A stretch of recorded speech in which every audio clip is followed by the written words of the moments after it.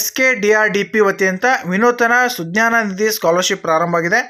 ಈ ಒಂದು SKDRDP ಅಂದರೆ ಶ್ರೀ ಕ್ಷೇತ್ರ ಧರ್ಮಸ್ಥಳ ರೂರಲ್ ಡೆವಲಪ್ಮೆಂಟ್ ಪ್ರಾಜೆಕ್ಟ್ ಅಂತ ಅರ್ಥ. ಇದರ ವೆಬ್ಸೈಟ್ ಕೂಡ ಇಲ್ಲಿ ಮೇಲ್ಗಡೆ ಇದೆ, skdrdpindia.org ಅಂತ.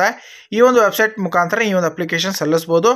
ಇದಕ್ಕೆ ಮುಖ್ಯವಾಗಿ ಬೇಕಾಗುವ ದಾಖಲಾತಿಗಳೇನು, ಹೊಸದಾಗಿ ಯಾವೆಲ್ಲ ವಿದ್ಯಾರ್ಥಿಗಳು ಹೊಸದಾಗಿ ಹಾಕಲು ಬೇಕಾಗುವ ದಾಖಲಾತಿಗಳೇನು, ಆಮೇಲೆ ರಿನ್ಯೂವಲ್ಗೆ ಬೇಕಾಗುವ ದಾಖಲಾತಿಗಳೇನು, ಅರ್ಜಿಯನ್ನು ಎಲ್ಲಿ ಸಲ್ಲಿಸ್ಬೋದು, ಕೊನೆಯ ದಿನಾಂಕ ಎಷ್ಟಿದೆ, ಎಲ್ಲವನ್ನು ಈ ಒಂದು ವಿಡಿಯೋದಲ್ಲಿ ತಿಳಿದುಕೊಳ್ಳೋಣ. ವಿಡಿಯೋ ಪ್ರಾರಂಭ ಮಾಡೋಕ್ಕಿಂತ ಮೊದಲು ಯಾವೆಲ್ಲ ಹೊಸ ನೋಡುಗರಿದ್ರೆ ಮಿಸ್ ಮಾಡೋ ಚಾನಲ್ ಸಬ್ಸ್ಕ್ರೈಬ್ ಮಾಡ್ಕೊಳ್ಳಿ, ಹಾಗೂ ಸೈಡಲ್ಲಿ ಬೆಲ್ ಐಕಾನ್ ಕ್ಲಿಕ್ ಮಾಡಿ ಆಲ್ ನೋಟಿಫಿಕೇಶನ್ ಅಂತ ಓಕೆ ಮಾಡ್ಕೊಳ್ಳಿ. ನಾನು ಬಿಡುವ ಪ್ರತಿಯೊಂದು ವಿಡಿಯೋಗಳು ಮೊದಲಿಗೆ ತಿಳಿದುಕೊಳ್ಳೋರಾಗ್ತೀರ. ಇಲ್ಲಿ ನೋಡಿ, ಮುಖ್ಯವಾಗಿ ಈ ಒಂದು ಅಪ್ಲಿಕೇಶನನ್ನು ಇಲ್ಲಿ ಟೋಟಲ್ ಆಗಿ ಅಪ್ಲಿಕೇಶನ್ ಕಾಣ್ತಾರಂತೆ. ಇಲ್ಲಿ ನೋಡಿ, 2023-24ನೇ ಸಾಲಿನ ಸುಜ್ಞಾನ ನಿಧಿ ಸ್ಕಾಲರ್ಶಿಪ್. ಈ ಒಂದು ಸುಜ್ಞಾನ ನಿಧಿ ಶಿಷ್ಯ ವೇತನದ ಹೊಸ ಹಾಗೂ ನವೀಕರಣ ಅಂದರೆ ರಿನ್ಯೂವಲ್ ಅಪ್ಲಿಕೇಶನ್ಗಳು ಅರ್ಜಿಗಳನ್ನು ಸೇವಾ ಸಿಂಧು ಅಂದರೆ SKDRDP ಈ ಒಂದು ವೆಬ್ಸೈಟಲ್ಲಿ ಅಪ್ಲಿಕೇಶನ್ ಸಲ್ಲಿಸಬೇಕಾಗತ್ತೆ. ಆದರೆ SKDRDPಯ ಸಾಮಾನ್ಯ ಸೇವಾ ಕೇಂದ್ರ ಅಂದರೆ CSC ಸೆಂಟರ್ಗಳಲ್ಲಿ ಈ ಒಂದು ಅಪ್ಲಿಕೇಶನ್ ಸಲ್ಲಿಸ್ಬೋದು. ಇದಕ್ಕೆ ಕೊನೆಯ ದಿನಾಂಕ ಇರೋದು, ಈ ಒಂದು ಅರ್ಜಿ ಸಲ್ಲಿಸಲು ಕೊನೆಯ ದಿನಾಂಕ 29/2/2024 ಕೊನೆಯ ದಿನಾಂಕವಿದೆ. ಹಾಗಾದರೆ ಇಲ್ಲಿ ಹೆಚ್ಚಿನ ಮಾಹಿತಿಗೆ ತಿಳಿದುಕೊಳ್ಳೋಣ. ಇಲ್ಲಿ click here to more information ಅಂತ ಇದೆ, ಇದನ್ನು ಕ್ಲಿಕ್ ಮಾಡ್ತೀನಿ. ಇಲ್ಲಿ ನೋಡಿ, registration open for Sujnana Nidhi scholarship ಅಂತ ಇದೆ. ಈ ರೀತಿ ಶ್ರೀ ಕ್ಷೇತ್ರ ಧರ್ಮಸ್ಥಳ ಗ್ರಾಮಾಭಿವೃದ್ಧಿ ಯೋಜನೆ ಧರ್ಮಸ್ಥಳದಿಂದ ಸುಜ್ಞಾನ ನಿಧಿ ಶಿಷ್ಯ ವೇತನಕ್ಕಾಗಿ ಅರ್ಜಿಯನ್ನು ಆಹ್ವಾನಿಸಲಾಗಿದೆ. ಪೂಜ್ಯ ಡಾಕ್ಟರ್ ಡಿ ವೀರೇಂದ್ರ ಹೆಗ್ಗಡೆಯವರು ಆಶಯದಂತೆ ಶ್ರೀ ಕ್ಷೇತ್ರ ಧರ್ಮಸ್ಥಳ ಗ್ರಾಮಾಭಿವೃದ್ಧಿ ಯೋಜನೆಯ ಪ್ರಗತಿ ಬಂಧು ಸ್ವಸಹಾಯ ಸಂಘಗಳ ಆರ್ಥಿಕವಾಗಿ ಹಿಂದುಳಿದ ಸದಸ್ಯರ ಮಕ್ಕಳ ತಾಂತ್ರಿಕ ಮತ್ತು ವೃತ್ತಿಪರ ಶಿಕ್ಷಣಕ್ಕಾಗಿ ಸುಜ್ಞಾನ ನಿಧಿ ಶಿಷ್ಯ ವೇತನಕ್ಕಾಗಿ ಹೊಸ ಮತ್ತು ನವೀಕರಣ ಅರ್ಜಿಗಳನ್ನು ಆಹ್ವಾನಿಸಲಾಗಿದೆ.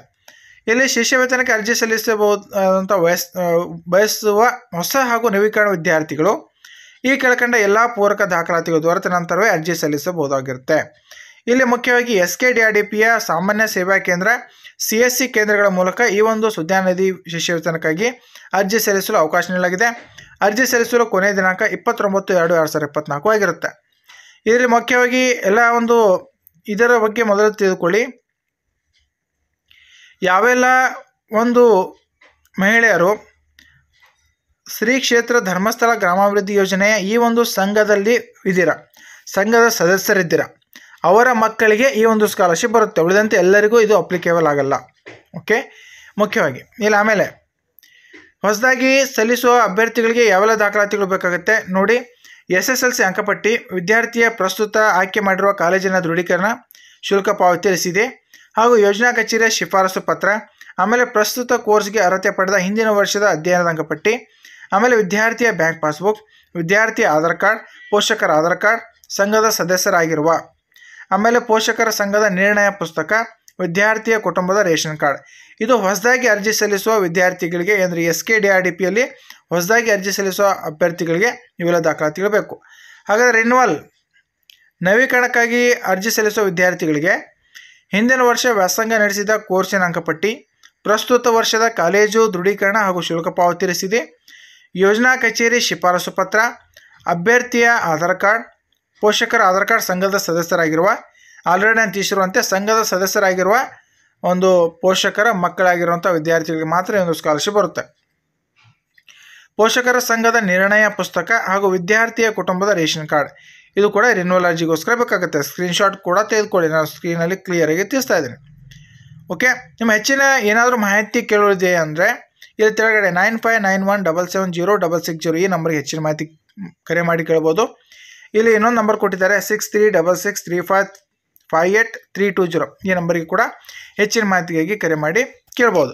ಇಲ್ಲಿ ಏನಿದೆ, ಸುಜ್ಞಾನ ನಿಧಿ ಸ್ಕಾಲರ್ಶಿಪ್ ಫಾರ್ಮೇಟ್ 2023-24 ಅಂತ ಇದೆ. ಇದು ಡೌನ್ಲೋಡ್ ಮಾಡ್ಕೊಳ್ಳೋ ವಿಧಾನ ನೋಡಿ. ಇದು ಡೌನ್ಲೋಡ್ ಅಂತ ಕ್ಲಿಕ್ ಮಾಡಿ. ಡೌನ್ಲೋಡ್ ಅಂತ ಕ್ಲಿಕ್ ಮಾಡಿದ ತಕ್ಷಣ ಒಂದು ಈ ರೀತಿ ಒಂದು study certificate and project format ಅಂತ ಬರುತ್ತೆ. ಇಲ್ಲಿ 2 PDF ಡೌನ್ಲೋಡ್ ಆಗಿದೆ. ಇಲ್ಲಿ ಏನಿದೆ ನೋಡಿ, ಶಿಕ್ಷಣ ಸಂಸ್ಥೆಯ ಮುಖ್ಯಸ್ಥರ ದೃಢೀಕರಣ ಅಂದರೆ ಇದು ನಿಮ್ಮ ಯಾವ ಕಾಲೇಜಿನಲ್ಲಿ ಆ ವಿದ್ಯಾರ್ಥಿನಿ ಅಥವಾ ವಿದ್ಯಾರ್ಥಿ ಕಲಿತಾ ಇದ್ದರೆ ಆ ಒಂದು ಕಾಲೇಜಿನಲ್ಲಿ ಇದನ್ನು ಫಿಲಪ್ ಮಾಡಿಕೊಂಡು ಕಾಲೇಜಿನ ಪ್ರಾಂಶುಪಾಲರ ಸಹಿ ಮೊಹರು ಕಡ್ಡಾಯವಾಗಿ ಅಂದರೆ ಸೀಲ್ ಸಿಗ್ನೇಚರ್ ಎಲ್ಲ ತೆಗೆದುಕೊಂಡು ವಿಳಾಸ ಹಾಗೂ ದೂರವಾಣಿ ಸಂಖ್ಯೆ ಕೂಡ ಅಲ್ಲಿ ಪಡೆದುಕೊಳ್ಳಬೇಕಾಗುತ್ತೆ ಕಾಲೇಜು ಪ್ರಾಂಶುಪಾಲರ.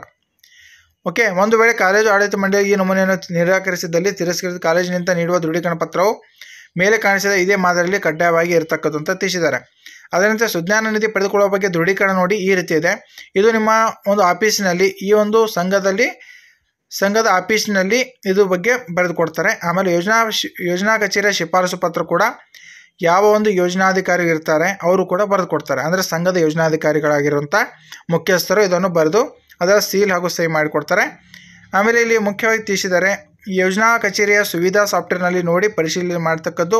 ಒಂದು ವೇಳೆ ವಿದ್ಯಾರ್ಥಿ ಪೋಷಕರು ಸಂಘ ಬದಲಾಯಿಸಿ ಹೊಸ ಸಂಘಕ್ಕೆ ಸೇರಿದ್ದಲ್ಲಿ ಸದರಿಯವರು ಸೇರಿದ ಹೊಸ ಸಂಘಕ್ಕೆ ಹಾಗೂ ಸದಸ್ಯರು ಆ ಸಂಘಕ್ಕೆ ಸೇರಿ 1 ವರ್ಷ ಕಡ್ಡಾಯವಾಗಿ ಭರ್ತಿಯಾಗಿರತಕ್ಕದ್ದು. 1 ವರ್ಷ ಸಂಪೂರ್ಣವಾಗಿ ಭರ್ತಿಯಾಗಿದ್ದರೆ ಮಾತ್ರ ಈ ಒಂದು ಅಪ್ಲಿಕೇಶನ್ ಸಲ್ಲಿಸಲು ಬರುತ್ತೆ. ಪ್ರತಿಯೊಬ್ಬರಿಗೂ ಇದು ಮಾಹಿತಿ ಶೇರ್ ಮಾಡಿ.